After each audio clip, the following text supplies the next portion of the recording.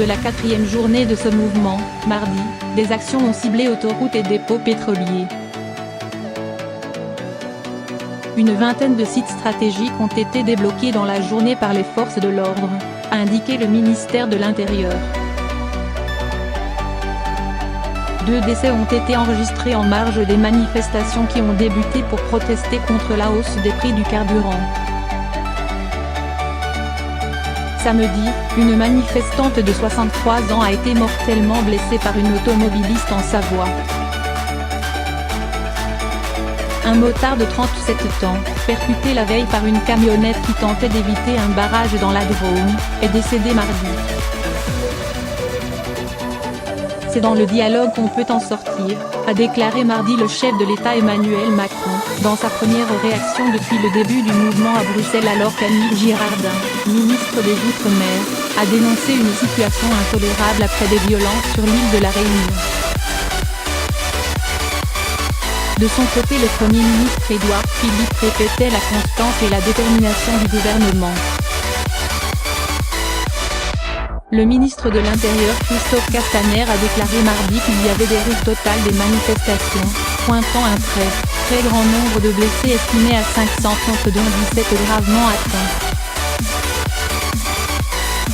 Gilets jaunes, acte 2. Après les opérations de blocage lancées samedi, plusieurs figures du mouvement des Gilets jaunes, lancées sur les réseaux sociaux hors de tout cadre politique ou syndical contre la hausse des prix des carburants et des taxes en général, ont appelé à un acte 2 avec une manifestation nationale à la Concorde samedi.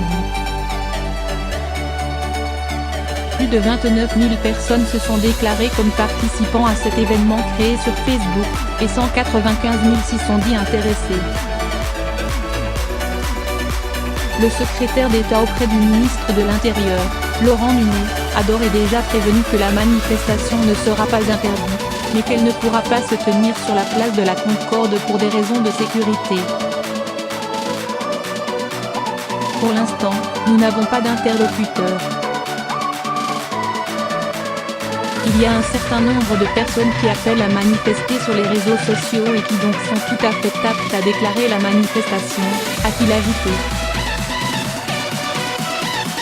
Les autorités n'ont donné aucun chiffre sur le nombre de participants mardi, mais une source policière évoquait encore quelques 10 500 manifestants à travers la France en début de matinée.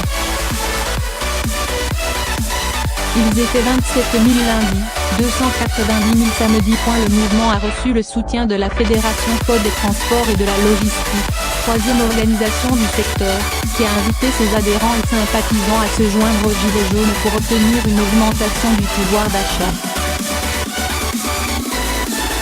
Violence à La Réunion. Les actions ont parfois donné lieu à des violences et des dégradations. Face à la flambée des violences à La Réunion, les autorités ont mis en place un couvre-feu la nuit dans la moitié des communes de l'île. En métropole, 6 personnes ont été arrêtées pour des jets de projectiles sur les forces de l'ordre à Langueux, Côte d'Armor.